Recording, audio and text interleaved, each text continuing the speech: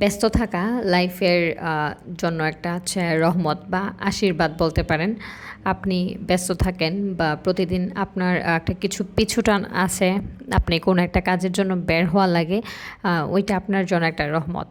এমন অনেক মানুষ আছে যে হচ্ছে যাদের কোনো পিছুটান নাই, কোনো কাজ নাই, লাইফের আসলে কোনো গোল নাই, কোনো এইম নাই। আসলে এইভাবে হচ্ছে লাইফ চলে না। যতই আমরা দেখি যে এই মানুষগুলা বসে বসে দিন পার করছে বা হচ্ছে কিছু না করেই অনেক ভালো আছে, একটা সময় আসলে রাজার ভাণ্ডারও ফুরায় যায়। আর আমার কাছে মনে হয় না আমরা বাঙালিরা এতই বড় লোক যে আমাদের কারোর কাছে রাজার ভাণ্ডার আছে।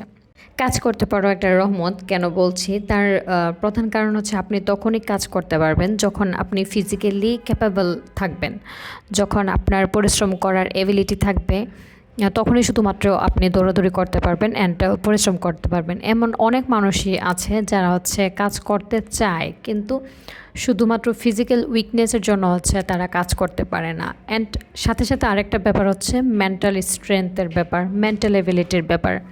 শুধু ফিজিক্যাল এবিলিটি থাকলেও হয় না, মেন্টাল এবিলিটিও থাকা লাগে যে আমি কাজ করব, আমি কিছু একটা করব, আমার কিছু একটা করতে হবে, আমি কারোর কাছ থেকে টাকা নিয়ে চলবো না, বা এভাবে কারোর কাছ থেকে হাত পেতে টাকা নিতে আমার ভালো লাগে না। ওই মেন্টাল এনার্জি বলেন, এবিলিটি, ক্যাপাবিলিটি যাই বলেন, ওইটাও সবার থাকে না। ওই অভ্যাসটাও সবার থাকে না যে আমার নিজেরটা নিজেরই করতে হবে, কারোর কাছে আমি কারোর কাছ থেকে নিব না, কারোর কাছে আমি ছোট হব না। তো এই জন্য হচ্ছে যারা পরিশ্রম করেন তাদেরকে আমি বলছি আপনারা অনেক ভালো আছেন। হয়তো একটু কষ্ট হয়, বাট আপনি অনেক ভালো আছেন।